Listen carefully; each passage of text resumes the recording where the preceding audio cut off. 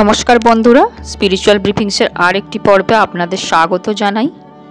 শ্রী সারদা মঠ ও শ্রী রামকৃষ্ণ সারদা মিশনের পঞ্চম সংঘাধ্যক্ষা পরম পূজনীয়া প্রব্রাজিকা আনন্দপ্রাণা মাতাজির দিব্য জীবন থেকে সংকলিত কিছু অমূল্য উপদেশ আজকে এই পর্বের আলোচ্য বিষয়, যা আমাদের জীবন পথে চলার পাথেয় হবে নিঃসন্দেহে।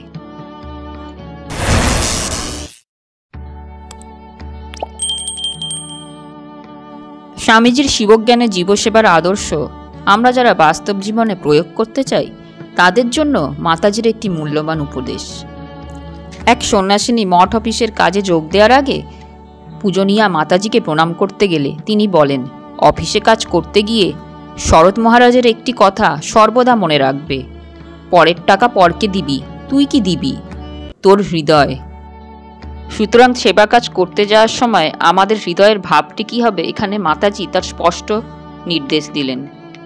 অপরকে হৃদয় দেওয়াটা কি, সেটা মাতাজির জীবনে অক্ষরে অক্ষরে প্রতিফলিত। শেষ বয়সে তিনি জিজ্ঞাসিত হয়ে বলেছিলেন, স্বামীজির দাও আর ফিরে নাহি চাহ, থাকে যদি হৃদয়ে সম্বল। এই ভাবটি তার সবচেয়ে ভালো লাগে। মাতাজি তার ছাত্রীদের কাছে এমন সুন্দর একটি গল্প বলেছিলেন যা আমাদের মনে চিরদিনের জন্য দাগ কেটে যাবে।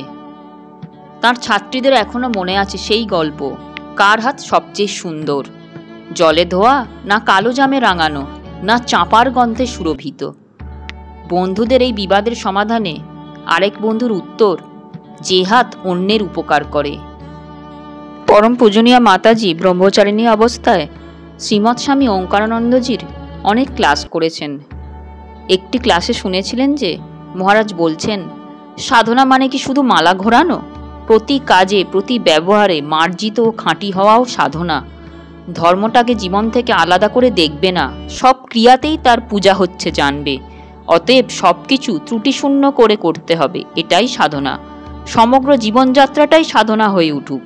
তুমি পারফেক্ট নও, তোমার দোষ দুর্বলতা আছে, এই ভেবে কাতর হবে না।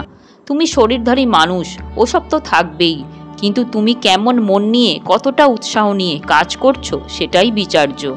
কাজ করতে গেলে রাগ, মেজাজ, অসহিষ্ণুতা এসেই থাকে। তুমি সেজন্য দুঃখ করো না, তুমি ঠাকুরকে ডাকো, উপাংশু জপ করো, তারপর মন ঠান্ডা হলে ঠাকুরকে সব বলো। নিজের জন্য নিজেকে প্রার্থনা করতে হবে একান্তভাবে। তিনি প্রার্থনা শোনেন, তিনি মিথ্যাবাদী নন। আমরা এক পা এগোলে তিনি 100 পা এগিয়ে আসেন, এ কি বাজে কথা? প্রার্থনা করলে তিনি শুনবেনই, সাধন করলে তিনি ধরা দেবেনই। তিনি সবাইকে কৃপা করবার জন্য সদা প্রস্তুত। পরম পূজনীয়া মাতাজি সন্ন্যাস ব্রহ্মচর্যের পর নবীন সন্ন্যাসিনী ও ব্রহ্মচারিণীদের শ্রী শ্রী ঠাকুর ও শ্রী শ্রী মায়ের ছবি দিয়ে বলতেন, মাকে ধরে জীবনে এগিয়ে চলো। যে মন্ত্র পেয়েছ, যে ব্রত নিয়েছ, সেগুলি প্রতি মুহূর্তে জীবনে পালন করবে। তাহলেই দেখবে জীবন বদলে যাবে আর আনন্দময় উঠবে।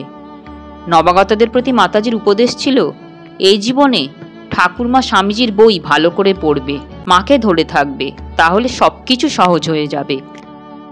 একবার এক ব্রহ্মচারিণী দক্ষিণেশ্বর সারদা মঠে ঠাকুরের ভোগ নামাবার সময় সিঁড়িতে হোঁচটকে ঠাকুরের থালা শুদ্ধ পড়ে যান। অনেকে বকলেন, মাতাজি কিন্তু তাকে বকলেন না, তার বদলে অতি শান্তভাবে ডেকে বললেন, ঠাকুরের যে কোনো কাজ করার সময় কেবল জপ করবে, তাহলে কোনো ভুল বা অনর্থ হবে না। দিন কয়েক পরে সেই ব্রহ্মচারিণীটি আবার ঠাকুরের ভোগ নামাচ্ছেন। মাতাজি কোথা থেকে সামনে এসে পড়লেন এবং তিনি যাতে শুনতে পান এমনভাবে জপ জপ বলতে বলতে চলে গেলেন। বুঝতে বাকি রইল না, মাতাজি ওই ব্রহ্মচারিণীকে মনে করাচ্ছেন ঠাকুরের কাজ করতে করতে ঠাকুরের স্মরণ যেন হয়। মাতাজির এই অমূল্য উপদেশ আমরা আমাদের প্রাত্যহিক জীবনেও কাজে লাগাতে পারি। যদি সমস্ত কাজের মধ্যে অথবা কাজের আগে এবং কাজের পরে অন্তত সবসময় ইষ্টমন্ত্র জপ তথা ইষ্টের স্মরণমরণ অথবা যে কোনো ভগবানের নাম নিতে পারি, স্মরণ করতে পারি, তাহলে আমাদের প্রত্যেকটি কাজ সর্বাঙ্গ সুন্দর হবে। ভগবানই আমাদের কাজ অনর্থ হওয়া থেকে বাঁচাবেন। জনৈক সন্ন্যাসীকে দেয়া মাতাজির আরেকটি উপদেশ আমাদের জীবনে চলার পথের পাথেয় হতে পারে।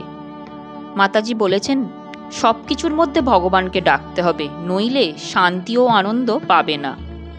আমিও ছোটবেলায় খুব নেচে নেচে কাজ করতাম, পরে বুঝলাম না, ভগবানকে না ডাকলে চলবে না, চেষ্টা চালিয়ে যেতে হবে।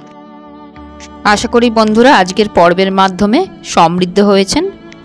দেখা হবে আবার নতুন পর্বে। সবাই ভালো থাকবেন, সুস্থ থাকবেন। জয় ঠাকুর, জয় মা, জয় স্বামীজি।